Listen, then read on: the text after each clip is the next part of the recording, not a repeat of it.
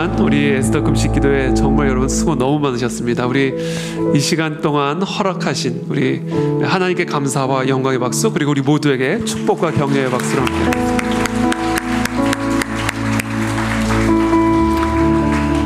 네, 우리 오늘 함께 나눌 말씀은 시편 52편 1절부터 9절까지의 말씀입니다.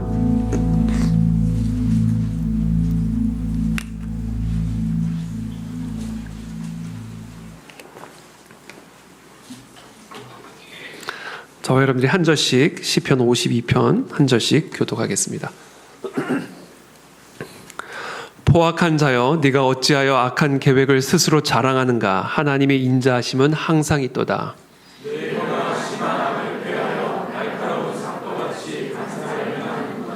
네가 선보다 악을 사랑하며 의를 말함보다 거짓을 사랑하는도다.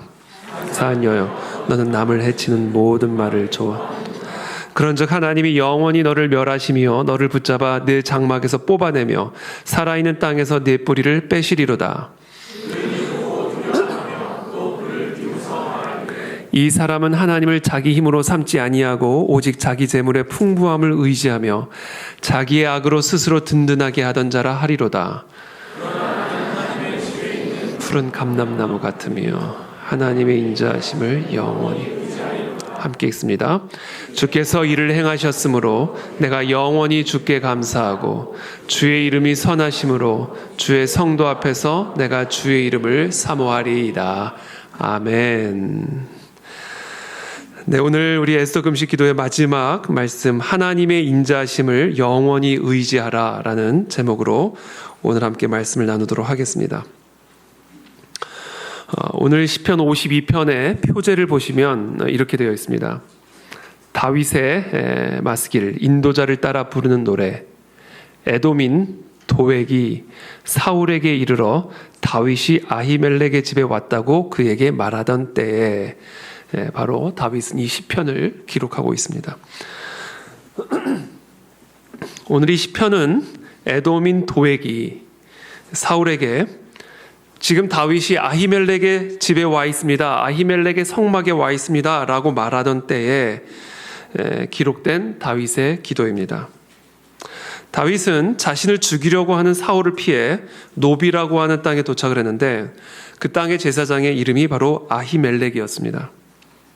아히멜렉은 자신에게 도움을 구하기 위해 찾아온 다윗에게 여호와 앞에 드렸던 진설병을 제공하여 그의 허기짐을 달래게 했고, 또한 다윗이 죽였던 그 골리앗의 칼이 그곳에 보관되어 있었기 때문에 아히멜렉은 그 골리앗의 칼을 다윗에게 줌으로써 무기로 삼게 했습니다.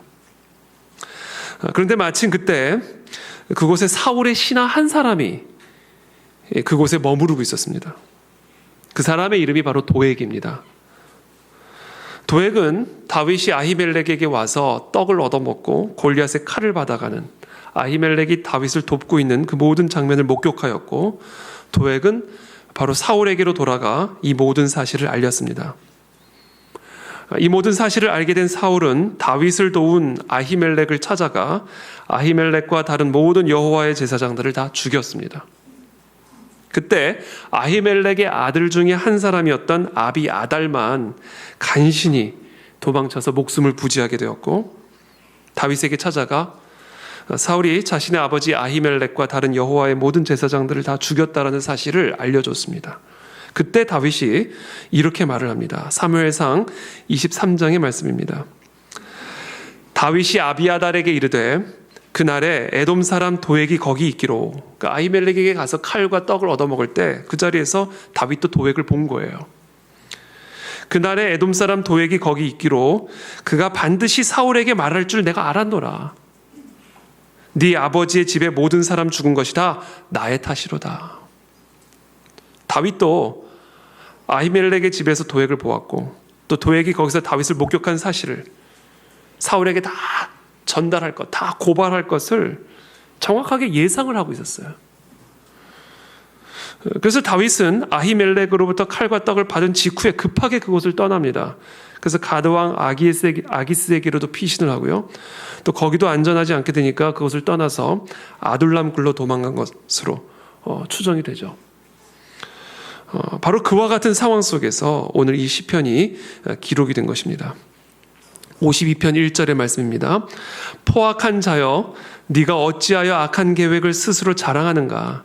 하나님의 인자하심은 항상 있도다. 여기서 포악한 자는 누굴까요? 물론 다윗을 죽이려고 하는 사울일 수도 있고요. 또는 자신의 위치를 사울에게 고발하여 아히멜렉을 죽이고 자기 자신을 죽이려고 하는 그와 같은 위험에 빠뜨린 도액을 의미할 수도 있습니다. 2절의 말씀입니다. 네 혀가 심한 악을 꾀하여 날카로운 삭도같이 간사를 행하는도다.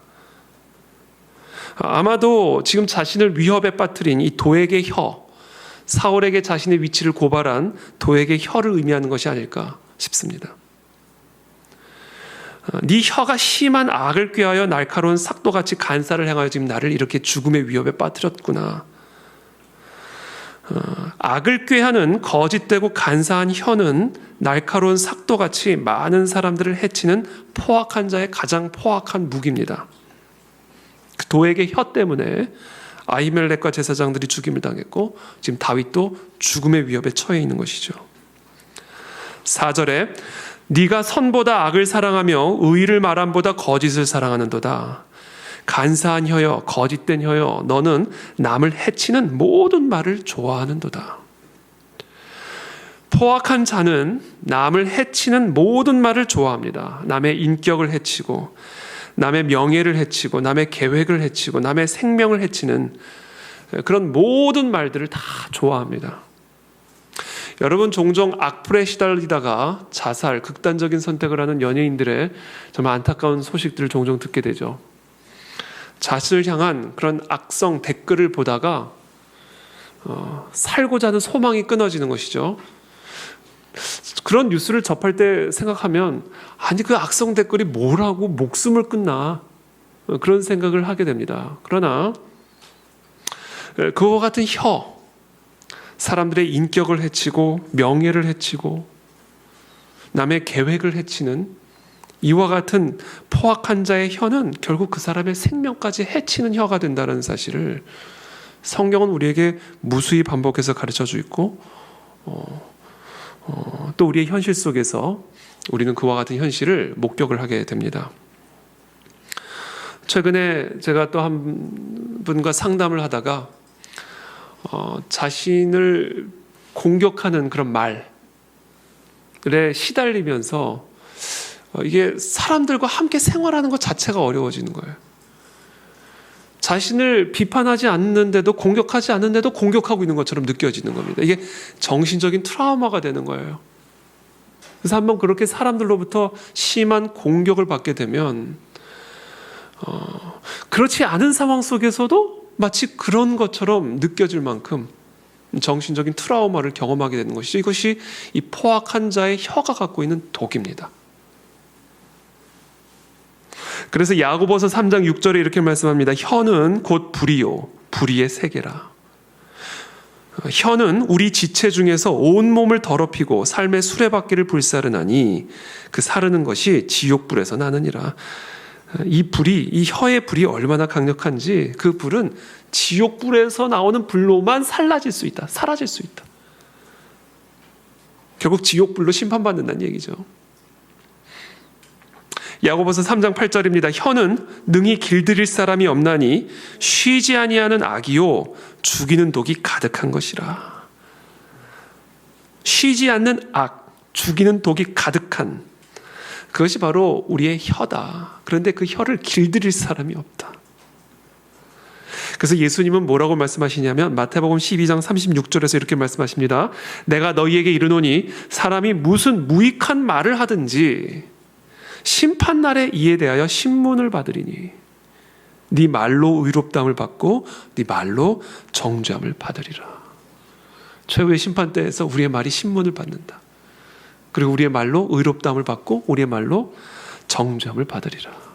분명하게 주님이 경고하고 계시죠. 다윗은 지금 이 도액의 혀 때문에 생사가 걸린 싸움을 하고 있습니다.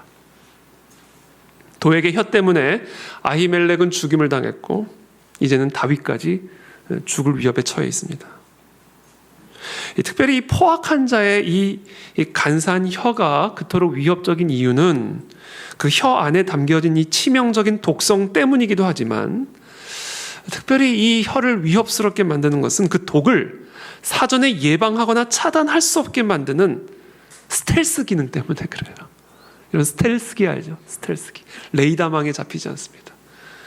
그 스텔스기가 다른 나라의 영공에 침범을 해도 그 나라가 전혀 알지를 못해. 대낮에 침범을 해도 알 수가 없습니다.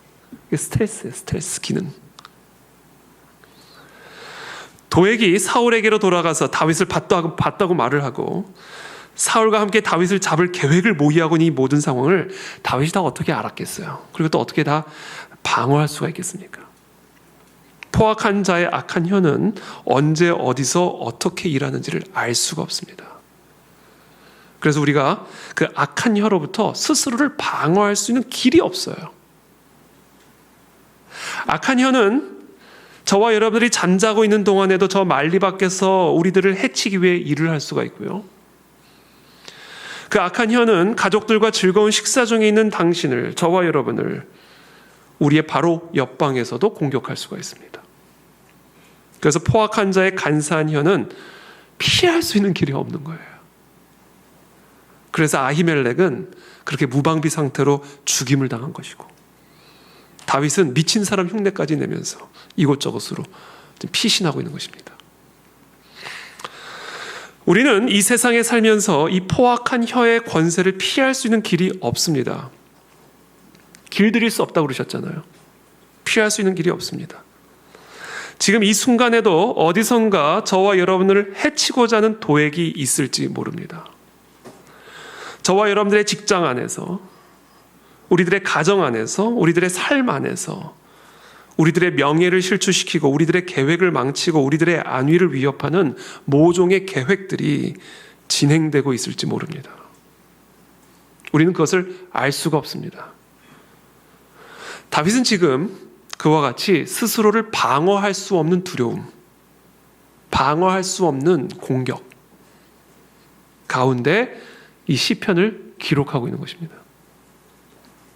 자, 이와 같은 지금 다윗의 지금 이 시편에서 경험하고 있는 두려움을 조금 더 일반화시켜서 묵상을 해본다면, 지금 다윗의 두려움은 자신의 삶에 앞으로 어떤 일이 일어날지 전혀 한 치 앞도 알 수 없는, 내다볼 수 없는 그런 불확실한 삶의 현실 때문에 겪는 두려움이라고 말할 수가 있습니다. 그리고 이것이 우리 모두가 우리의 삶 속에서 경험하는 두려움입니다. 또한 피할 수 없는 두려움입니다. 우리의 현재는 언제나 불확실한 현재입니다. 왜냐하면 우리는 한 치 앞도 미리 내다볼 수 없는 유한한 존재이기 때문에 그렇습니다. 우리의 현재의 삶에 불어닥치는 환난은 우리가 미리 예견할 수 없는 스텔스 기능을 가지고 있기 때문에 우리의 현재는 언제나 불확실한 미래의 지배를 받고 있는 불확실한 현재입니다. 마치 아무도 모르게 슬그머니 들어와서 독침을 쏘는 독사의 혀와 같이 우리의 현재를 위협하는 환난은 불확실한 미래로부터 슬그머니 찾아와 우리의 현재에 폭풍처럼 불어닥칩니다. 바로 이 불확실한 미래 때문에 우리의 현실은 언제나 불확실한 현실이 되는 것이죠. 우리 삶에 바로 이 불확실성, 이것이 바로 우리를 괴롭히는 도액의 정체입니다. 오늘 다윗의 기도는 바로 그와 같은 상황 속에서 드려지고 있는 기도예요. 여러분, 우리가 다윗처럼 이 문제를 가지고 기도할 수밖에 없는 이유, 이 도액의 문제, 도액이 사울에게 다윗을 봤습니다라고 말하던 그때에 기도하던 이 다윗의 기도, 우리도 다윗처럼 이와 같은 도액의 문제를 가지고 하나님께 기도할 수밖에 없는 이유는요, 기도밖에는 할 수 있는 게 실제로 없기 때문에 그래요. 여러분, 이것을 꼭 기억하시기를 바랍니다. 여러분, 도액의 문제를 우리가 해결할 수 있는 길이 기도 외에는 실제로 아무것도 없습니다. 뭐가 있어요, 여러분? 저 만리 밖에 나가가지고 도액이 자기를 본 것을 사울에게 말하는 거, 그래서 사울이 어떻게 다윗을 잡을까를 모의하는 거, 만리 밖에 있는 다윗이 그걸 도대체 어떻게 다 알 수 있으며 어떻게 그 계획을 방어할 수가 있겠어요? 그러니까 다윗이 지금 이 상황에서 기도한 이유는요, 기도 외에는 실제로 할 수 있는 게 아무것도 없기 때문에 그래요. 그것을 믿으시기를 축복합니다. 여러분, 그것을 꼭 기억하시길 축복합니다. 우리의 삶의 이 불확실성을 이겨낼 수 있는 길은 기도 외에는 다른 방법이 없습니다. 그래서 우리는 계속 기도해야 되는 거예요. 새벽에도 기도하고 금요일에도. 언제까지 기도해야 합니까? 죽을 때까지 기도해야 되는 거예요. 언제쯤 기도 안 하고 편하게 살 수 없을까? 살 수 있을까? 그런 날은 절대로 오지 않을 겁니다. 오죽하면 기도를 호흡이라 표현하시겠어요? 죽는 날까지 하는 게 기도예요. 왜? 기도 외에는 이 땅에서 우리가 할 수 있는 게 실제로 아무것도 없기 때문에.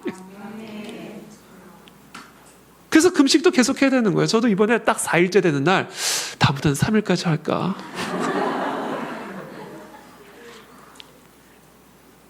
계속 금식해야 되는 거예요. 그래서 매년 매해. 왜? 실제로 기도와 금식 외에는 이 도액을 물리칠 수 있고 무찌를 수 있는 다른 길이 실제로 없기 때문에 그래요. 어떤 지혜로 도액을 우리가 방어할 수가 있겠어요? 어떤 지혜로? 여러분, 어떤 능력으로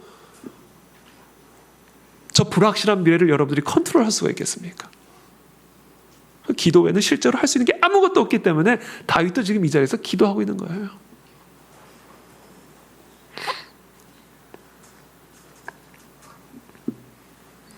우리는 이 땅에서 이 도액의 문제, 이 도액의 문제를 피할 수가 없습니다. 피할 수 없을 뿐 아니라 우리의 힘으로 해결할 수도 없습니다. 그래서 사람들이 의지하고 있는 것이 하나가 있어요. 모든 사람들이 예외 없이 이 도액의 문제를 해결하기 위해, 불확실한 미래가 지배하고 있는 이 불확실한 현재를 극복하기 위해 사람들이 예외 없이 의지하고 있는 것이 하나 있는 게 바로 돈입니다. 불확실한 미래에 대한 두려움은 유한한 인간으로 하여금 최대한 많은 돈을 확보하는 일에 힘을 쏟게 만듭니다. 왜냐하면 돈만큼, 아니 돈 외에 무엇이 이 세상에서 우리의 불확실한 미래를 대처할 수 있는 효과적인 방법이 있겠어요? 그래서 대부분의 사람들, 아니 모든 사람들은 예외 없이, 이건 예외가 없습니다. 모든 사람들은 더 많은 돈과 더 많은 재산을 축적해 두면 앞으로 무슨 일이 일어나더라도 자신과 자신의 가정을 안전하게 보호하고 지켜줄 수 있을 것이라는 망상에 사로잡혀 있습니다. 제가 이것을 망상이라고 표현하는 이유는 예수님께서 그것을 망상이라고 표현하셨기 때문에 그렇습니다. 어느 날 한 사람이 예수님에게 찾아와 자신의 형에게 명령하셔서 유산을 자신과 나눠 갖게 해달라고 요청을 드렸어요. 그래서 예수님께서 오히려 그 사람을 꾸짖으시면서 이렇게 말씀하십니다. 삶과 모든 탐심을 물리치라.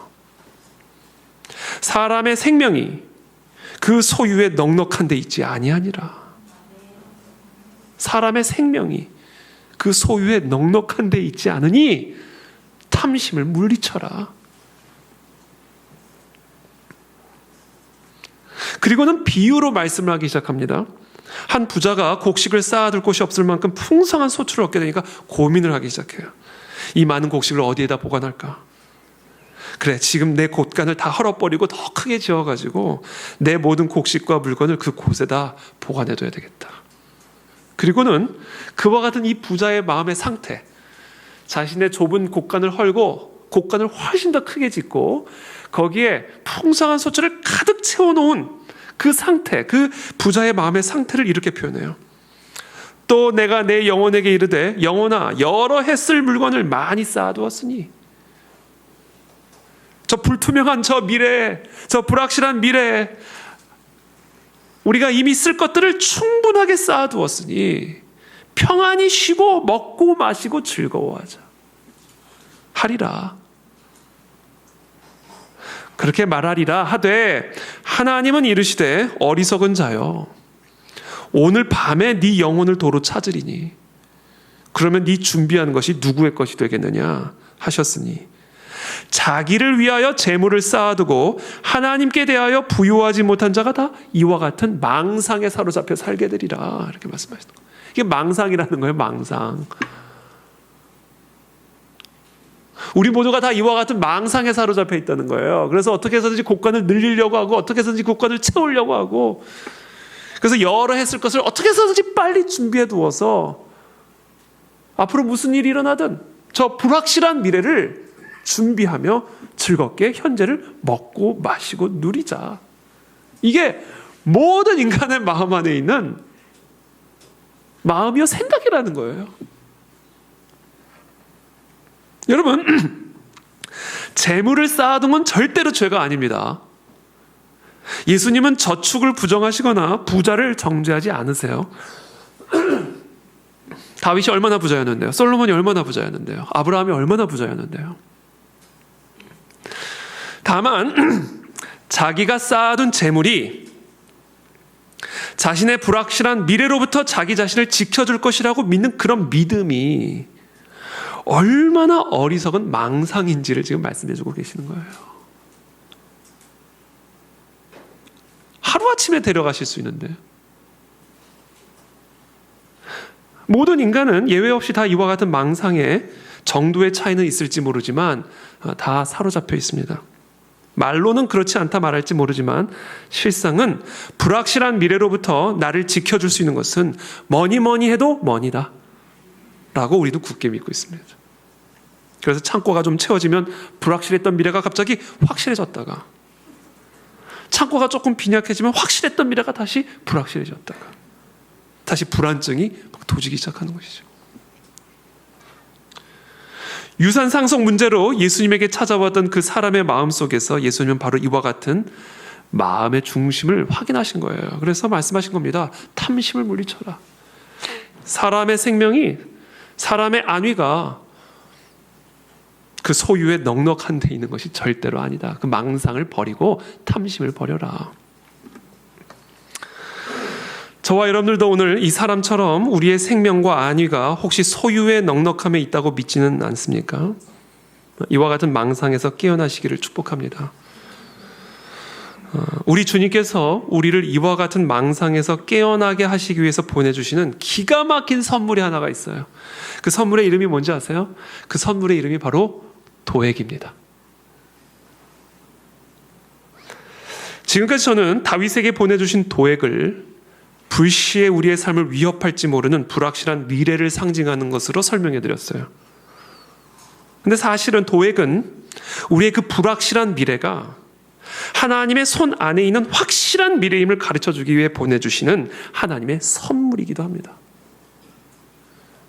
도액은 우리의 현재와 미래가 우리의 더 많은 소유에 달려있는 것이 아니라 바로 하나님의 손에 달려있음을 깨닫고 하나님에 대하여 부요한 자로 거듭나게 하시기 위해서 하나님이 우리에게 보내주시는 하나님의 천사라는 사실을 오늘 이 시간 믿음으로 받아들이시기를 축복합니다. 제가 지금 특별히 거듭남이라는 표현을 썼어요.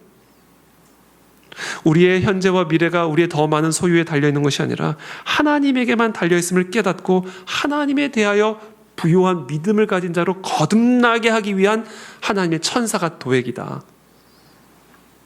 제가 여기서 특별히 거듭남이라는 표현을 쓴 이유는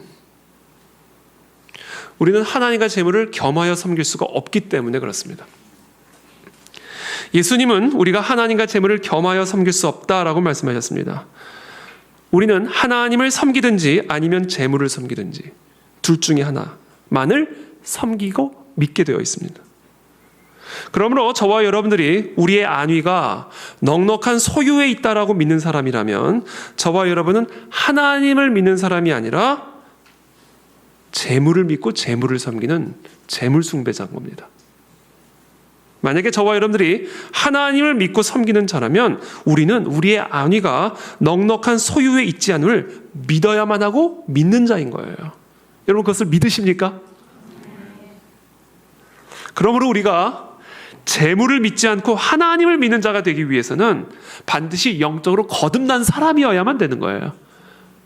마치 부처를 믿다가 예수님을 믿을 때 영적으로 거듭나야만 하는 것처럼 나의 넉넉한 소유에 나의 생명의 안위가 있음을 믿던 사람이 하나님에게 그 모든 생명의 안위가 있음을 믿으려면요, 이게 그냥 훈련으로 되는 게 아니라 영이 죽었다 다시 살아나 거듭나는 일이 일어나야 된다는 거예요.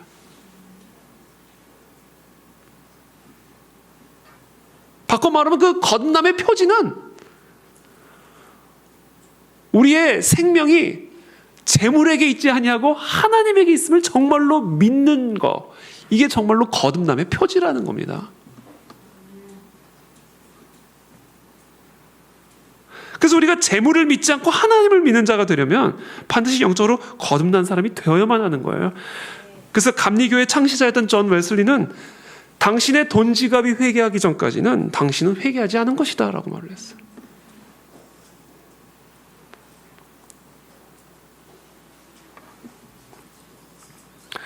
이와 같은 불확실한 미래라고 하는 도액의 위협 속에서 살아가는 우리들이 재물을 섬기지 않고 하나님만을 섬기고 재물을 믿지 않고 하나님만을 정말로 믿는 나의 생명이 소유의 넉넉함에 있는 것이 아니라 하나님에게 정말로 있음을, 그 부요한 믿음을 가진 자가 정말로 되게 하기 위해서 하나님이 우리를 훈련시키기 위해서 보내주시는 그 자가 바로 도액이다라는 거예요. 도액.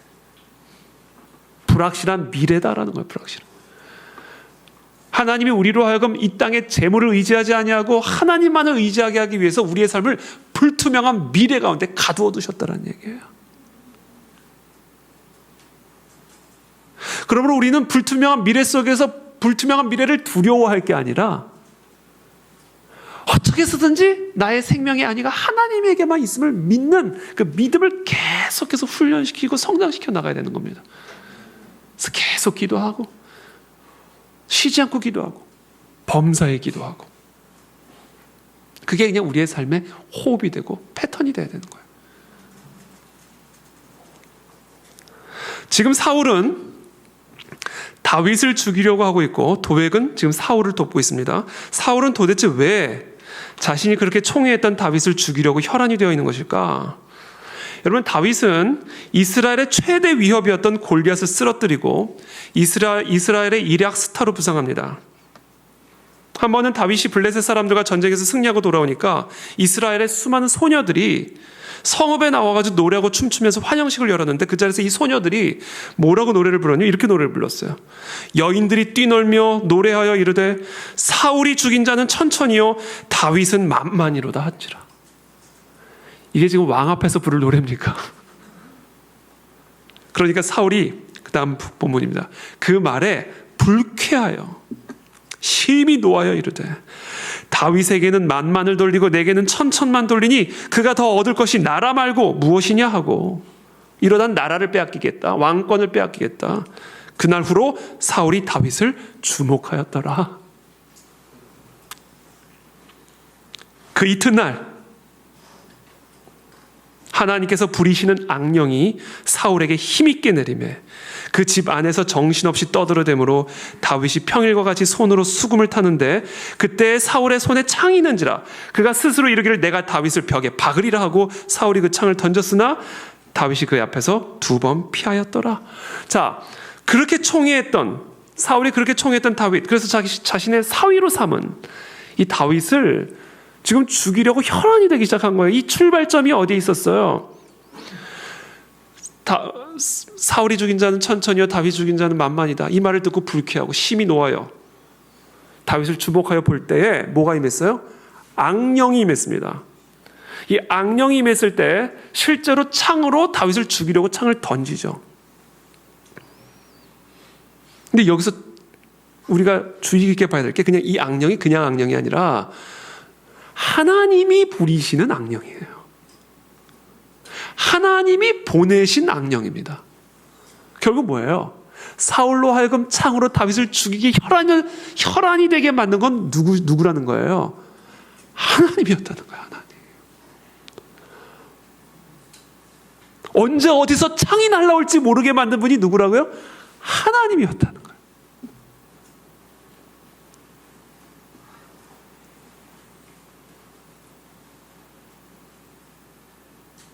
이것은 우리에게 무엇을 말씀하고 계시는가? 하나님께서 우리의 삶에 도액을 허락하시는 이유, 불확실한 미래를 허락하시는 이유, 언제 어디서 스텔스긴을 가진 창이 나에게 날라올지 모르는 그런 도액을 허락하시는 이유, 그 이유를 말하기 전에 그와 같은 창을 날려보내시는 분이 하나님이라는 사실부터 우리가 인정하고 넘어가야 된다는 거예요. 이 땅에 살아가는 모든 사람들은 언제 어디서 어떤 일이 일어날지 알 수 없는 불확실한 미래, 그래서 불확실한 현실 속에서 살아갑니다. 우리의 현재와 미래를 그렇게 불확실하고 불완전하게 만드신 분은 바로 우리 하나님이시다. 여러분, 오늘 이것을 우리가 깊이 마음에 새겨야 됩니다. 형통한 날에는 기뻐하고 곤고한 날에는 되돌아보아라. 이 두 가지를 하나님이 병행하게 하사 사람이 그의 장래일을 능히 헤아려 알지 못하게 하셨느니라. 하나님이 하신 일이에요. 다윗으로 하여금 이미 왕으로 기름 부음 받고도 자신의 왕위를 불완전하게 만드셨어요. 왕위를 보장받고도 내일 일을 모르게 만드셨어요. 언제 어디서, 자기를 그렇게 총애하는 사울로부터 창이 날라오니 누구를 믿을 것이면 누구를 의지할 거예요? 우리의 삶에 그와 같은 불확실성, 장래일을 능히 헤아려 알지 못하게 만드신 분은 우리 하나님이십니다. 그래서 많은 사람들이 우리의 인생을 바다의 항해에 비유하죠. 항해를 떠나는 모든 사람들은 불시에 불어닥칠지 모르는 폭풍우를 예상은 하지만, 그러나 언제 어디서 그런 폭풍우가 실제로 불어닥칠지는 도무지 알 수가 없습니다. 그래서 뱃사람들이 그렇게 미신을 섬기는 거예요. 두렵고 불안하니까. 이것이 사실 항해를 떠나는 모든 사람의 마음 안에는 두려움이고 염려죠. 자, 그렇다면 하나님은 도대체 왜 의도적으로 다윗의 삶에, 저와 여러분들의 삶에 우리의 미래를 불확실하게 만들어가지고 우리의 현재를 이토록 불완전하게 만드신 것일까? 우리의 현재를 왜 이토록 불확실하게 만드신 것일까? 그것을 사도 바울은 이렇게 우리에게 가르쳐줍니다. 형제들아, 우리가 아시아에서 당한 환난을 너희가 모르기를 원하지 아니하노니 힘에 겹도록 심한 고난을 당하여 살 소망까지 끊어지고 우리는 우리 자신이 사형 선고를 받은 줄 알았으니 이 모든 일을 하나님이 허락하신 이유는, 이 모든 도액을 우리에게 보내신 이유는 우리로 자기를 의지하지 말고 오직 죽은 자를 다시 살리시는 하나님만 의지하게 하심이라. 여러분, 이것이 하나님이 우리에게 도액을 보내신 이유, 우리를 이 불확실성 안에 가둬두신 이유예요. 그래서 우리의 이 멀쩡한 두 눈으로 한 치 앞도 보지 못하게 만드신 것입니다. 왜요? 볼 수 있는 나를 의지하지 않고 하나님만을 의지하게 하시기 위함이라. 그래서 우리는 이 불확실성 속에서 끊임없이 항상 쉬지 않고 하나님만 의지하게끔 만드신 거예요. 그게 우리가 살아가는 삶의 방식이라는 거예요. 그래서 제가 서두에 미리 말씀을 드린 거예요. 기도를 쉴 수 있는 날은 없을 것이다.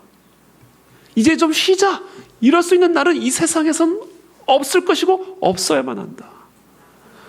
앞으로 우리는 하나님의 나라 가는 그 순간까지 불확실성의 이 미래, 불확실성이라고 하는 이 도액 앞에서 끊임없이 전전긍긍하며 하나님만을 의지함으로써 물 위를 걷는 역사를 경험하는 삶을 살게 될 것이다, 이거예요. 이 하나님이 우리에게 약속하고 있는 삶이고, 그래야 약속의 땅에 들어가게 되는 거예요. 그래야. 안 그러면 다 떠납니다. 다 스스로 하나님처럼 되어서 자기를 의지하고,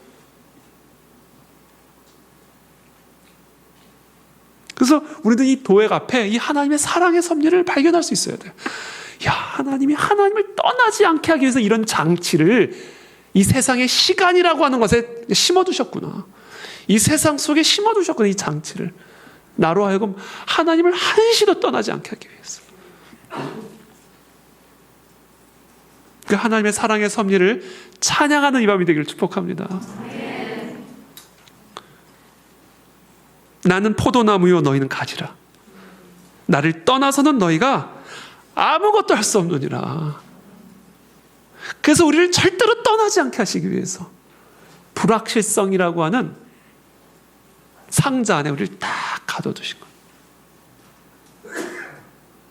그래서 그 불확실한 미래 때문에 우리의 현재가 불완전해질 때마다 하나님에게 나아가고 하나님을 의지하고 나 자신을 의지하려고 했던 조그만 시도조차 다시금 내려놓고 다시금 하나님께로 나아가고 또다시 나아가고 더 나아가고 더 깊이 나아가고, 그래서 결국에는 모든 것을 할 수 있는 사람으로 만들어주신다는 거예요. 이게 하나님의 섭리입니다, 여러분.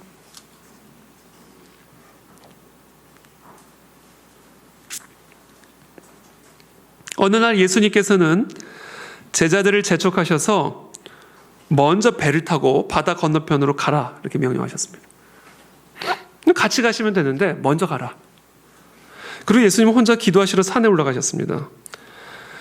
그렇게 제자들이 탄 배는 이제 출발을 했죠. 그래서 이미 육지를 멀리 떠나서 항해를 하고 있는데 그때 정말 갑작스런 폭풍우가 불어닥칩니다.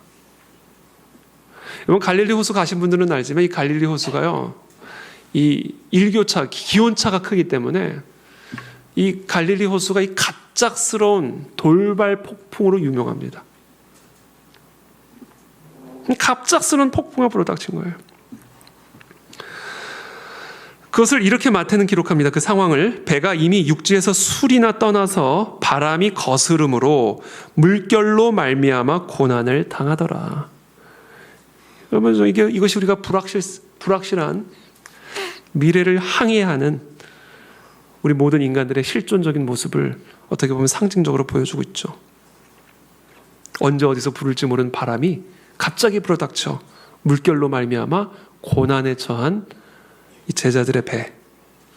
이것이 지금 우리 불확실성을 살아가는 우리 모든 사람들의 실존적인 모습이죠.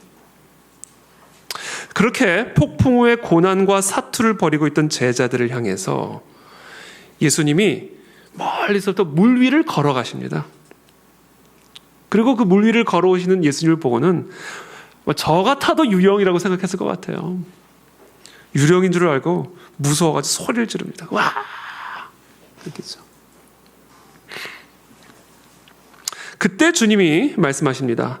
예수께서 즉시 이르시되 안심하라, 나니 두려워하지 말라. 저는 이 말씀이 오늘 저와 여러분들 레마의 말씀이 되기를 축복합니다. 바다의 폭풍우를 밟고 서 계신 그리스도, 바다의 폭풍우를 밟고 서서 걸어서 제자들에게 다가오신 예수 그리스도께서 그 폭풍 가운데 조난당한 제자들에게 말씀하시는 거예요. 안심하라, 나다. 그러므로 두려워 말라.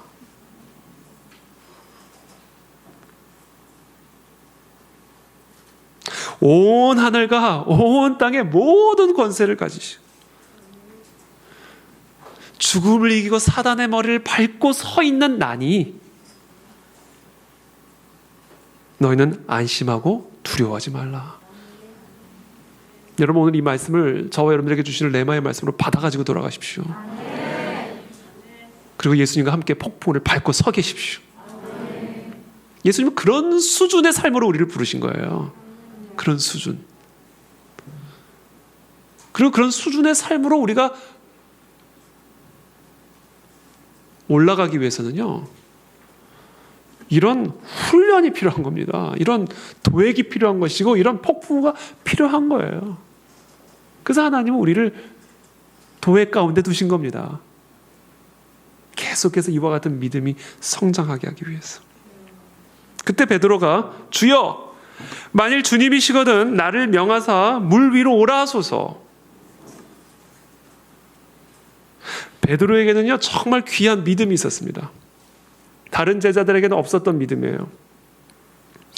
주님이 물 위를 밟고 서 계신다면 나도 그 물 위를 밟고 설 수 있을 것이라고 정말 믿었어요, 베드로가. 이게 베드로의 믿음이에요. 이게 저와 여러분들의 믿음이 되기를 축복합니다. 주님이 온 하늘과 땅의 모든 권세를 갖고 폭풍우를 밟고 사단을 밟고 그 위에 서 계시니 나도 그 예수 그리스도와 함께 밟고 서 있을 수 있다라고 믿는 믿음, 이게 믿음이에요. 이게 믿음. 그때 예수님은 베드로에게 오라 명령하시죠. 그리고 베드로는 배에서 내려 물 위를 걸어 예수님께로 갑니다. 그러나 그 순간 바람을 보고는 무서워가지고 물에 빠져들어가기 시작하죠. 베드로가 즉시 예수님에게 자신을 구해줄 것을 요청합니다. 그때 주님께서 손을 내밀어 그를 붙잡아 주시면서 이렇게 말씀하세요. 믿음이 작은 자여, 왜 의심하였느냐 하시고 배에 함께 오름에 바람이 그치는지라. 믿음이 작은 자요. 그러니까 이게 베드로가 믿음은 있었어요. 그러나 믿음이 작았어요. 잠시는 서 있을 수 있었어요.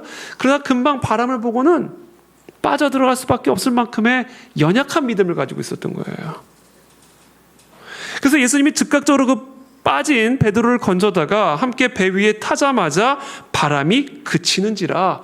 저는 확신합니다. 성경에 명확하게 기록되어 있지는 않기 때문에 제가 이걸 명확하다고 말씀은 없지만 전 개인적으로 확신합니다.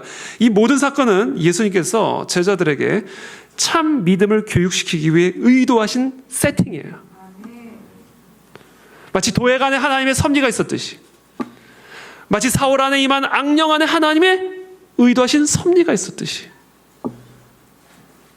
지금 제자들이 만난 이 폭풍우에는 하나님이 제자들의 믿음을, 이 작은 믿음을 계속해서 성장시켜서 배만 의지하고 살던 사람들이 물 위를 걸을 수 있는 사람으로 성장시키기 위함이고, 물 위를 걷던 사람들은 잠시만 걷는 게 아니라 계속 좀 걸을 수 있는 그런 사람으로 우리를 성장시키기 위한 세팅입니다, 이게.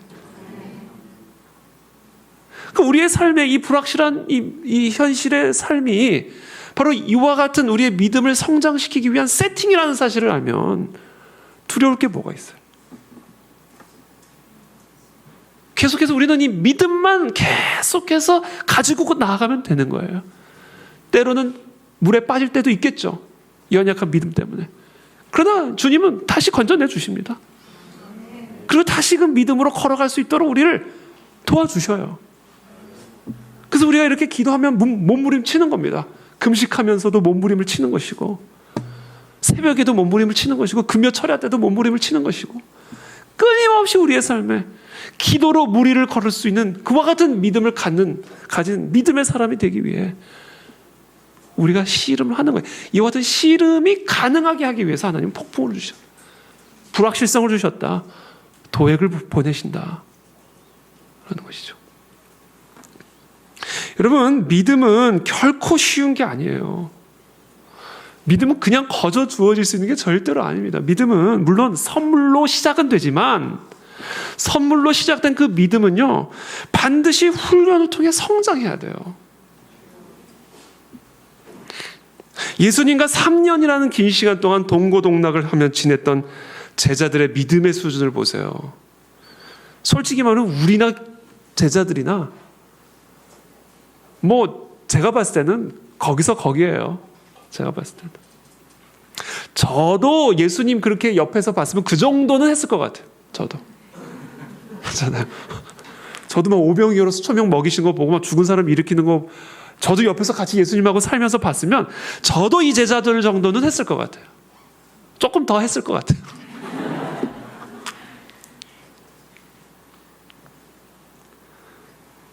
그러니까 믿음은 여러분 결코 쉬운 게 아니에요. 그렇게 예수님과 함께 살았던 제자들도 그들의 믿음이라고 하는 게 정말 별 볼 일이 없는 믿음이었는데, 하물며 우리들의 믿음은 말할 것도 없죠. 그래서 믿음은요, 반드시 훈련되어져야만 하고, 그래서 예수님은 반드시 우리의 믿음을 훈련시키십니다.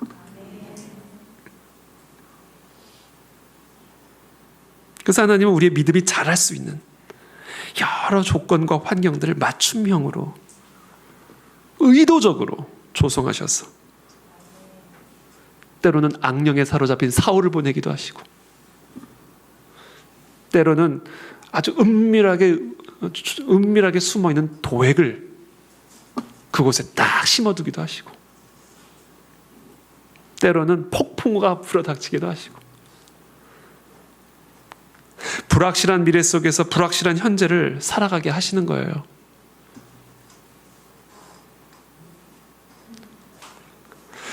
그러므로 우리는 이와 같은 불확실한 항해를 어떻게 해야 할까? 베드로가 물에 빠진 이유는요, 예수님이 아니라 베드로 자신을 보았기 때문입니다. 베드로가 물 위를 걸을 수 있었던 이유는요, 그냥 예수님만 본 거예요. 물 위를 걷고 계신 예수님만 본 겁니다. 자신의 시선을 예수님에게만 집중시킨 거예요. 근데 갑자기 파도가 몰아치니까 눈길이 자기도 모르게 파도를 향했어요. 그 순간 두려움이 임했어요. 왜 두려움이 임했을까요? 나는 물 위를 걸을 수 없는 사람인데? 라는 생각이 들어오는 거예요. 그러니까 물 위를 걷고 계신 예수님만 보고 있을 때는 예수님처럼 자기도 물 위를 걸었어요. 그런데 갑자기 파도가 몰아닥치고 파도를 보는 순간 생각이 들어온 거예요. 나는 물 위를 걸을 수 있는 사람이 아닌데? 그러니까 두려움이 들어오는 거예요. 그러니까 빠져들어가는 거예요.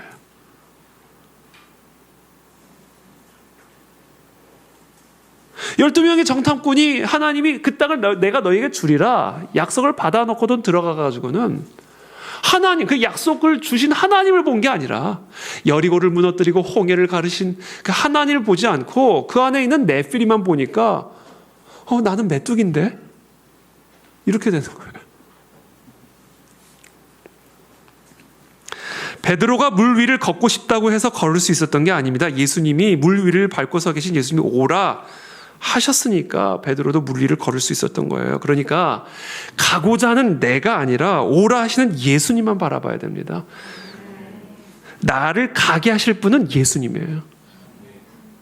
우리가 왜 자꾸 바다의 바람에 삼켜지는가? 가고자 하는 나만 보는 거예요. 오라 하시는 주님을 보지 않고. 가고자 하는 나는 갈 수 없거든요. 그러니까 두려움에 빠져들어가는 거예요. 그러므로 여러분, 지금 물 위를, 저와 여러분들의 상황이 지금 어떤 상황이든지 간에 그 도액을 밟고 그 위에 서 계신, 그 불확실한 미래를 밟고 서 계신, 폭풍우를 밟고 서 계신, 온 하늘과 땅의 모든 것들을 주관하고 통치하시는 그 예수 그리스도께서 오라 지금 초청하고 계시는 것을 들으시길 축복합니다. 그냥 그분만 보고 가면 되는 거예요. 우리 자신을 자꾸 생각하지 마세요. 우리 자신을 자꾸 보지 않으시길 축복합니다. 저도 마찬가지예요. 저 자신을 보면 막 두려워지기 시작해요. 그러다 하나님을 바라보면 그때 평안이 들어오는 거죠. 저와 여러분들을 보지 않게 되길 축복합니다. 물 위를 밟고 서 계신, 사단의 머리를 밟고 서 계셔서 우리를 오라 초대하고 계시는 그 예수님을 바라보고 갈 때 우리는 그리스도와 함께 물 위를 밟고 걸어갈 수 있는 그런 진정한 그리스도의 사람으로서의 삶을 살아가게 되는 것이죠.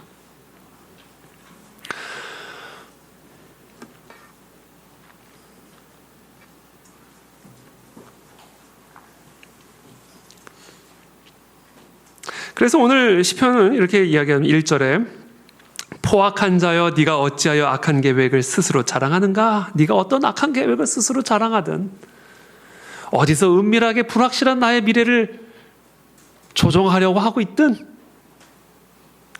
I don't care. 하나님의 인자하심이 나와 항상 함께하고 있다. 나는 나를 바라보지도 않고 하나님만 바라보고 있다. 그러니까 너희가 어디서 어떤 일을 꾸미든 나와 항상 함께하고 계신 그 하나님만 나는 바라본다. 이것을 지금 고백하고 있는 것이죠. 그런즉 하나님이 영원히 너를 멸하시며 너를 붙잡아 네 장막에서 뽑아내며 살아있는 땅에서 네 뿌리를 빼시리로다. 5절의 말씀이죠. 하나님의 선하심이 나를 위해서 어떻게 일하는지를 아느냐? 너를 멸하실 것이고 네 장막에서 뽑아낼 것이고 살아있는 땅에서 네 뿌리를 완전히 빼버리실 것이다. 이와 같은 하나님의 선하심이 우리와 항상 함께하고 있습니다, 여러분. 그러니까 지금 저와 여러분들의 삶을 무엇이 위협하고 있을지라도 어떤 불확실성 안에 있을지라도 하나님은 우리의 모든 불확실성을 다 뽑아버리실 것을 믿으시길 축복합니다. 아무것도 염려하지 마세요. 네, 아무것도 염려하지 않으셔도 됩니다. 다만 물 위를 밟고 서 계신 주님만 바라보고 가면 돼요. 그 대신 계속 봐야 돼요. 그래서 우리는 계속 금식해야 돼요. 우리는 계속 기도해야 돼요. 계속 모여야 돼요. 계속 말씀을 듣고 계속 말씀에 순종해야 됩니다. 6절입니다. 52편 6절. 의인이 보고 두려워하며 또 그를 비웃어 말하기를 이 사람은 하나님을 자기 힘으로 삼지 아니하고 오직 자기 재물의 풍부함을 의지하며 자기의 악으로 스스로 든든하게 하던 자라 하리로다. 그렇죠. 자기 힘을 의지하고 재물을 의지하면, 그래서 자신의 힘과 자신의 재물로 스스로 든든하게 하면 다 망한다는 거예요. 다 망한다. 8절에 그러나 나는 하나님의 집에 있는 푸른 감람나무 같으며 하나님의 인자하심을 영원히 의지하리로다. 할렐루야. 주께서 이를 행하셨으므로 내가 영원히 주께 감사하고 주의 이름이 선하심으로 주의 성도 앞에서 내가 주의 이름을 사모하리다. 찬양하잖아요. 이 상황에서 찬양하십시오. 여러분, 하나님의 인자하심이 항상 우리와 함께하고 있으니 불확실한 미래 속에서 확실한 미래를 쥐고 계신 하나님을 찬양하십시오. 그때 우리는 하나님과 함께 물 위를 걷는 기가 막힌 인생이 이어져 가는 것이죠. 그거를 배우는 게 제가 계속해서 강조했지만 금식이에요. 금식. 나의 모든 행위와 노력들이 중단이 되고 나의 힘으로 스스로 나를 든든하게 하려 하는 모든 노력들이 중단이 되고 오직 하나님 한 분에게만 소망을 두게 만듭니다. 이게 금식이에요. 우리 WCS 학생들 가운데서도 이번에 저녁 금식하면서 5일 내내 지금 집회 참석하고 있는 우리 학생들이 있습니다. 주일학교 유치부 아이들 가운데는 간식 금식, 사탕 금식 뭐 이런 거죠. 어린 아이들부터 어른들에게 이르기까지 우리 그 안에 즐길 모든 성도님들이 정말 예외 없이 형편에 맞게 최선을 다해 금식하는 모습이 정말로 감동적이에요. 하나님이 얼마나 기뻐하셨을까? 저는 그렇게 생각합니다. 하나님이 반드시 저와 여러분들의 이 수고를 축복하시고 보상하실 것을 믿습니다. 어제 저녁에는 집회 시작하기 전에 저녁 금식을 함께하는 제 딸이 제게 질문을 했어요. 아빠, 왜 꼭 금식을 해야 돼? 밥 먹고 배가 불러야 기도가 더 잘 나와. 그러는 거예요. 그러니까 이제 저녁 때가 다가오니까 슬슬 유혹이 들어온 거죠.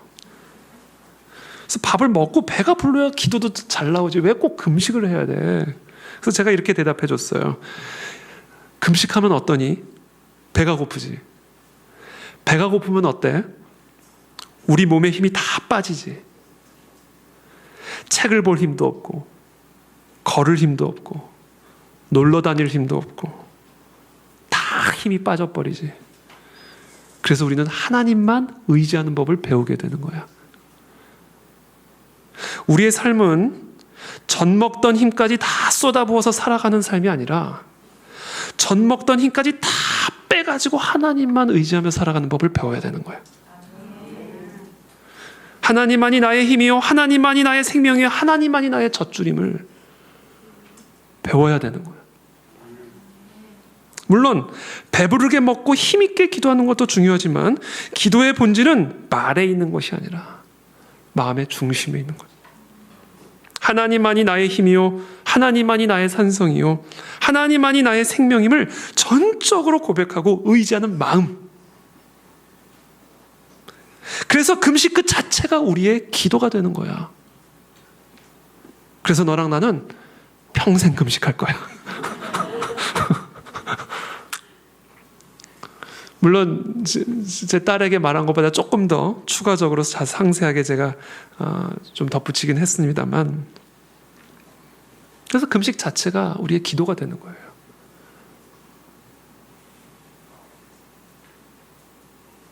여러분, 사람이 사탄을 밟고 서는 것은 사람이 물 위를 밟고 서는 것만큼 불가능한 일입니다. 만약에 우리의 삶의 전쟁이 그냥 혈과 육의 전쟁이라면 배부른 혈과 육으로 싸우면 됩니다. 그러나 우리의 싸움은 혈과 육의 전쟁이 아니라 공중의 권세 잡은 사단 마귀와의 전쟁입니다. 우리를 불안하게 하고 물 위를 걸을 수 있는 천상의 축복을 끊임없이 빼앗아가려는 이 사단 마귀와의 전쟁. 그래서 우리를 두려움의 종로로 타게 하고 탐심의 종로로 타게 하고 금심과 염려의 종로로 타게 하여 결국에는 지옥으로 끌고 가려고 하는 이 사단 마귀와의 전쟁이 저와 여러분들이 이 땅에서 마주하고 있는 영적 전쟁이 현실이에요.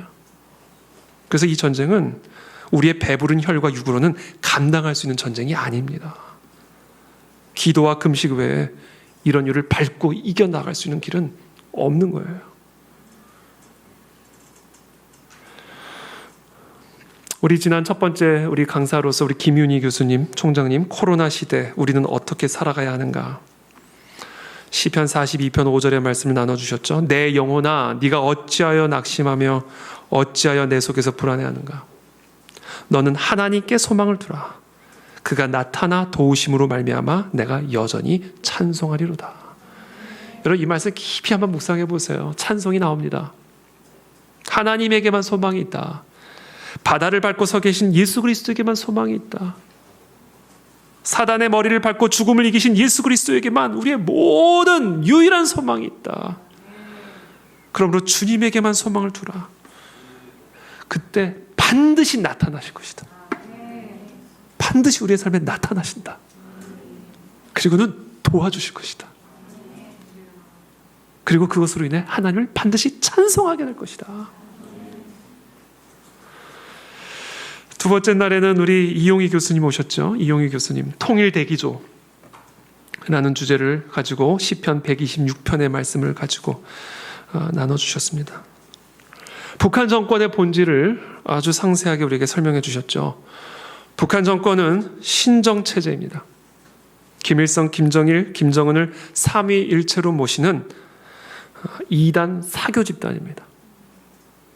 마귀는 빛의 천사로 가장하여 스스로 하나님으로 참칭하는 모방과 거짓의 영이에요.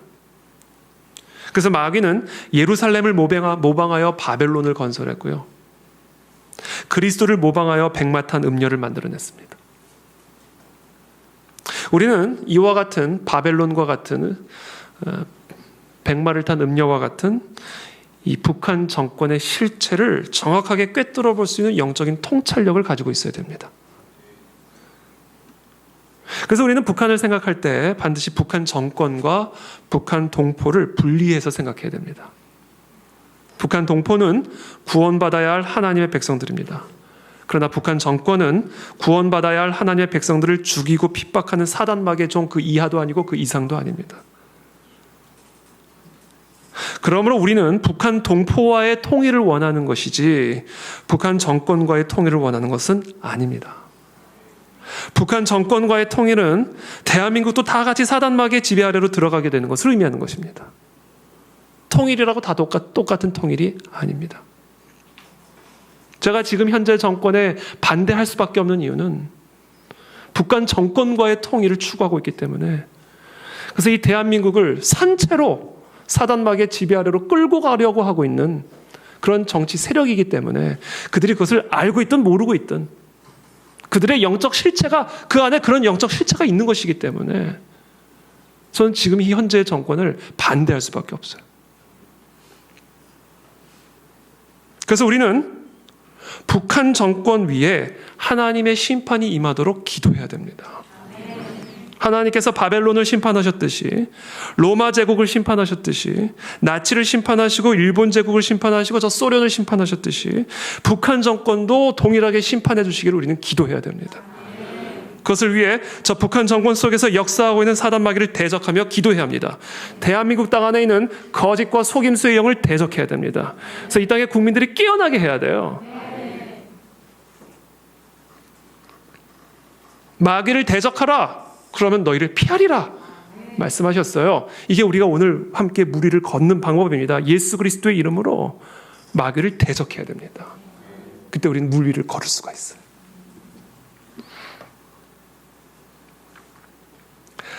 세 번째 날에는 우리 김승욱 교수님 오셔서 세계관과 경제라는 제목으로 말씀을 나눠주셨죠.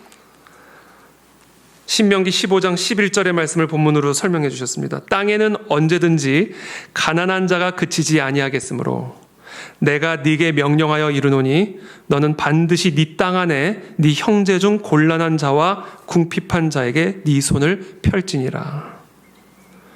우리가 경제 문제를 생각할 때 우리 그리스도인들은 지금 이 신명기 말씀에 근거하여 기본적으로 이 땅에서는 가난한 자가 언제나 있을 것을 전제로 하고 경제 문제를 생각해야 됩니다. 무슨 말이냐면 이 땅에서 가난을 없앤다라는 말은 거짓말이에요. 가난한 자가 없는 모두가 다 잘 사는 나라를 만들겠다는 것은 거짓말입니다. 왜냐하면 하나님이 분명히 말씀하셨어요. 이 땅에서는 언제나 가난한 자가 그치지 않을 것이다. 그러므로 올바른 경제제도는 가난을 없애는 방향으로 나가는 것이 아니라 부를 창출하는 방향으로 나가야 됩니다. 가난을 없앨 수는 없어요. 하나님이 말씀하셨습니다. 그러나 부를 창출할 수는 있습니다. 그래서 그 부가 우리 가운데 항상 있을 가난한 자에게 흘러들어가게 해야 돼요. 그게 지금 이 신명기 말씀의 원리입니다. 땅에는 언제든지 가난한 자가 그치지 아니하겠으므로 내가 네게 명령하여 이르노니 너는 반드시 네 땅 안에, 여기서 말하는 너는 누굴까요? 하나님의 복을 받은 너는, 하나님의 부요와 풍요의 복을 받은 너는 네 땅 안에 네 형제 중 곤란한 자와 궁핍한 자에게 네 손을 펼지니라.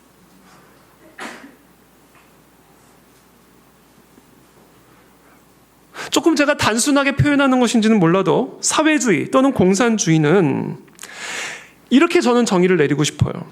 가난을 없애겠다라고 하는 속임수에 기반한 이상주의적인 경제제도. 반면에 자본주의는 인간의 이기심에 기반하여 부를 창출하고자 하는 인간의 본성에 부합하는 현실주의적인 경제제도.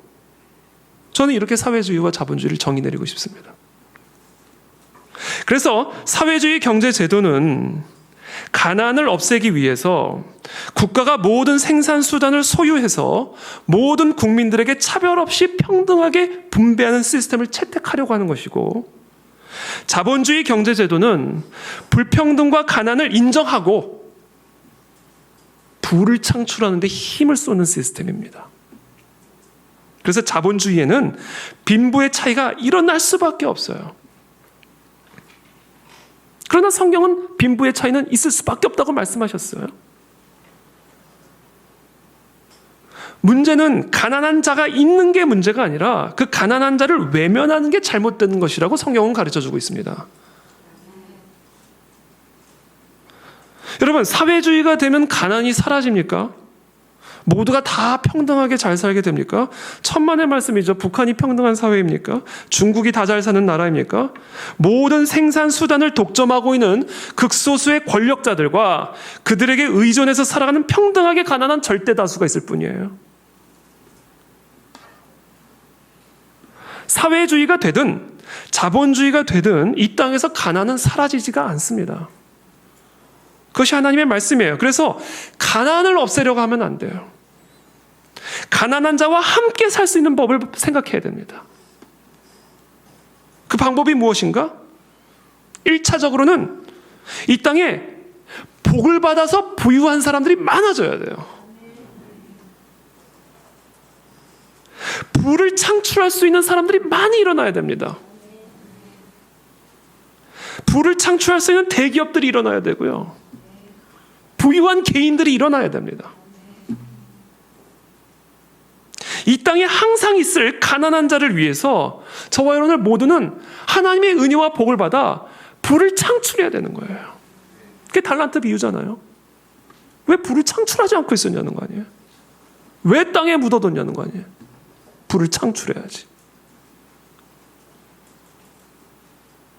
저는 우리 그 안에 진리교회 안에 더 많은 부자들이 일어나게 되길 축복합니다. 믿음이 약하세요. 왜? 부유한 기업들이 이 나라 가운데 계속해서 일어나게 되길 기도합니다. 대한민국이 지금보다 더 부유한 국가가 되기를 저는 기도하고, 이 땅의 많은 나라들이 더 부유한 국가가 되기를 저는 기도합니다. 그러나 그것이 전부가 아니에요. 그렇게 부유한 개인과 그렇게 부유해진 기업과 그렇게 부유한 하나님의 복을 받아 부유해진 국가는 이 땅에 이 세계에 있는 가난한 자들에게 손을 펼쳐야만 한다는 거예요. 최선을 다해 최대한의 부를 창출하되 그 부를 가지고 곤란한 자와 궁핍한 자를 최선의 노력을 다해 도울 수 있는 사회, 개인이 되어야만 된다는 겁니다. 이게 우리가 추구하는 경제 제도여야 된다. 그러므로 저를 대통령으로 뽑아주십시오.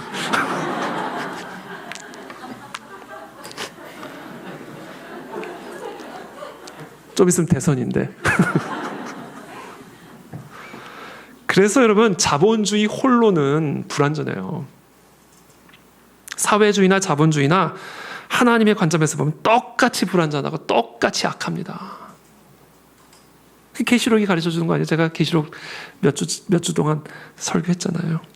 그래서 건강한 자본주의 사회를 위해서는 가난한 자, 약한 자를 돌보고자 하는 각성된 성숙한 시민 의식이 절대적으로 요구됩니다. 이건 필수 조건이에요. 그리고 그와 같은 성숙한 시민 의식을 일으키기 위해서 그 중추적인 사명을 감당해야 하는 곳이 교회고 성도입니다. 저와 여러분들이 본을 보여야 돼요. 우리의 생명의 안위가 소유에 있는 게 아니라 하나님에게 있음을 우리끼리만 증명할 게 아니라 세상 속에서도 보여야 돼요. 우리에게 주신 그 복을 나눔으로. 잠언 11장 24절의 말씀이죠. 흩어 구제하여도 더욱 부하게 되는 일이 있나니 과도히 아껴도 가난하게 될 뿐이니라. 구제를 좋아하는 자는 풍족하여질 것이요 남을 윤택하게 하는 자는 자기도 윤택하여 지리라. 여러분, 이게 다 잘 사는 길이에요. 그렇죠? 하나님의 복을 받는 길입니다. 여러분, 구제에 힘쓰시길 축복합니다. 여러분들을 부유하게 하실 겁니다. 하나님이 저와 여러분들의 삶을 윤택하게 하실 거예요. 가난한 자에게 손을 펼칠 때 하나님은 그 손을 채우신다. 물질에 복을 주시면 구제하겠습니다 라는 말에 하나님은 절대로 안 속으십니다.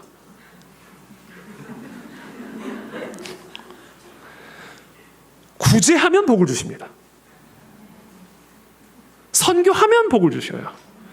복을 주시면 선교하겠습니다. 그 말에 하나님은 절대로 안 속아 넘어가요.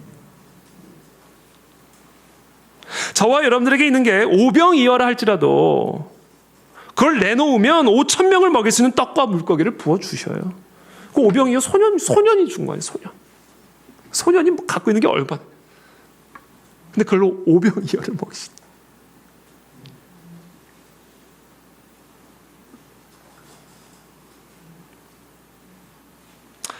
그러므로 복을 주시면 구제하겠습니다 라고 하지 마시고 구제하시면 복을 주십니다.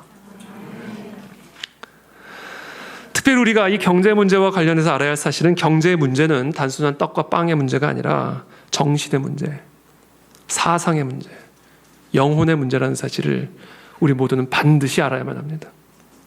사람의 정신과 사상과 영혼의 생기를 불어넣는 그 생명이 있는데 그 생명이 뭐냐면 자유입니다. 자유가 빠지면 영혼도 죽고 정신도 죽고 사상도 죽습니다. 다 죽어버려요. 경제는 단순한 떡과 빵의 문제가 아니라 이 인간의 자유와 직결된 문제입니다.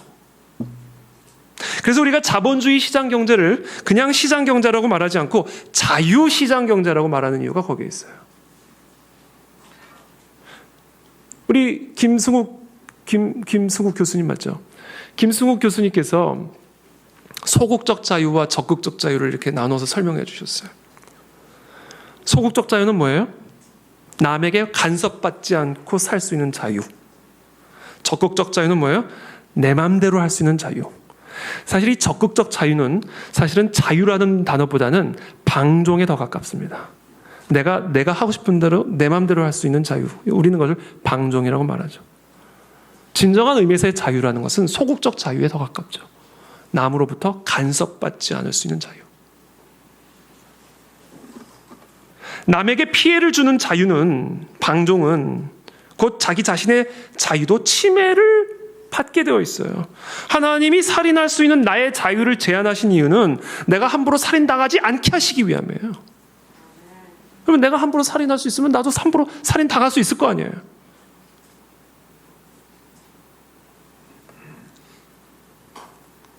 다른 사람의 자유를 함부로 간섭하거나 침해하지 않는 사회가 되어야 나의 자유도 함부로 침해당하지 않을 수 있는 사회가 되는 거예요. 그래서 자유시장 경제의 토대가 되는 자유사상은 적극적 자유사상이 아니라 소극적 자유사상이에요. 그래서 우리나라 헌법 10조도 모든 국민들이 자신의 행복을 자유롭게 추구할 수 있는 권리가 있다. 행복 추구권이라 말하는 거죠. 이 권리는요, 이 행복 추구권은 모든 국민들에게 주어진 자유권을 전제로 하고 있는 겁니다. 내가 먹고 싶은 거 먹을 수 있는 권리. 나는 나의 행복을 추구할 수 있는 권리, 자유롭게 추구할 수 있는 권리를 보장하고 있어요. 근데 여기서 우리가 한 가지 중요한 사실은 행복권을 보장하는 것이 아니라 행복 추구권을 보장하고 있다는 사실이에요. 비슷해 보이지만 이 둘 사이에는 매우 중대한 차이가 있습니다. 왜냐하면 국가가 국민들에게 행복할 수 있는 권리를 보장해 줄 수는 없어요.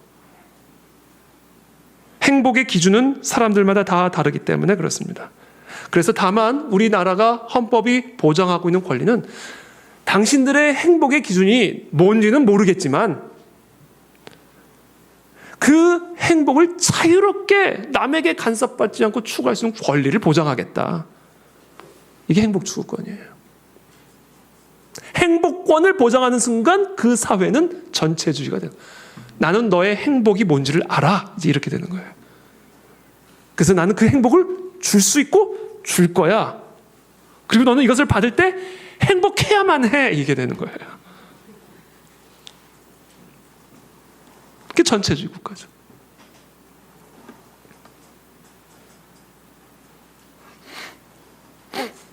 헌법에서 보장하는 자유권은 그래서 소극적 자유권입니다. 남에게 간섭받지 않을 수 있는 권리.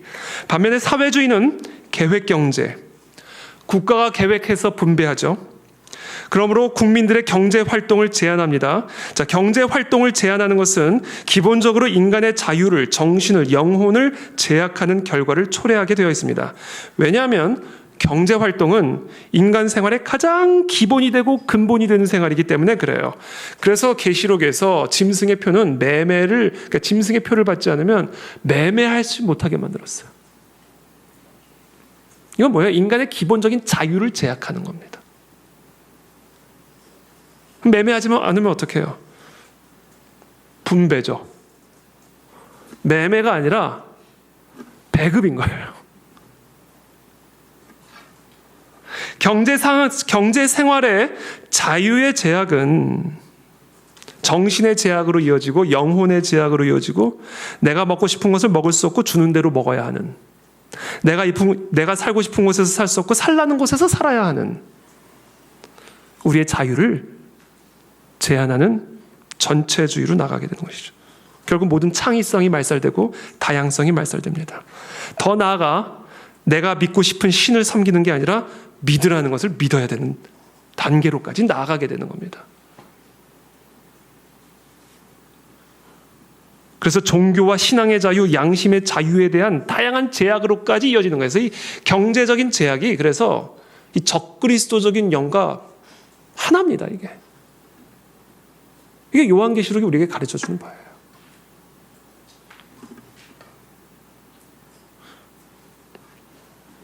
우리는 그와 같은 상황을 지난 2년간 분명히 경험했죠. 분명히 전염병의 문제인데 전염병이 터져서 공공의 복리를 위해 사회적 거리 두기를 하긴 하는데 어느 순간부터 저녁 시간에 모일 수 있는 사람의 숫자가 제한되기 시작하고 어느 순간부터 예배를 드리라 마라 국가가 지정해 주기 시작하고 예배를 하되 성가대를 세워라 말라를 정부가 지침으로 내려오고 식당에서는 밥을 먹지만 교회 안에서는 밥을 먹지 말라는 말도 안 되는 지침이 정부에서 내려오고 그리고 그것을 확인하기 위해서 구청에서 확인을 나오고 그래서 우리는 떨고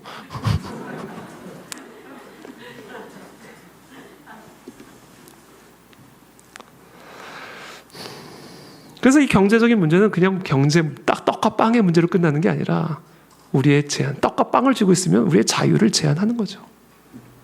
우리는 떡과 빵을 먹고 살아야 되기 때문에 떡과 빵의 문제는 우리의 영혼의 자유, 우리의 생각의 자유, 우리의 행동의 자유를 직접적으로 컨트롤하게 되어 있습니다. 자본주의는 불완전합니다. 나눔이 동반되어야만 보완될 수 있습니다. 그것이 부실해지면 우리 사회는 사회주의를 향해 나갈 수밖에 없습니다. 여러분 꼭 기억하셔야 돼요. 가난한 자는 가난한 자를 잊은 사회를 절대로 그냥 내버려 두지 않습니다. 가난한 자는 가난한 자를 잊어버린 사회를 절대로 그냥 내버려 두지 않습니다. 반드시 타도를 외치며 혁명을 추구하게 되어 있어요. 그래서 다 같이 망하는 길로 가게 되는 겁니다. 그런 식으로 하나님의 복을 받아놓고도 나누지 않는 자들을 향한 하나님의 심판이 이루어지는 거예요.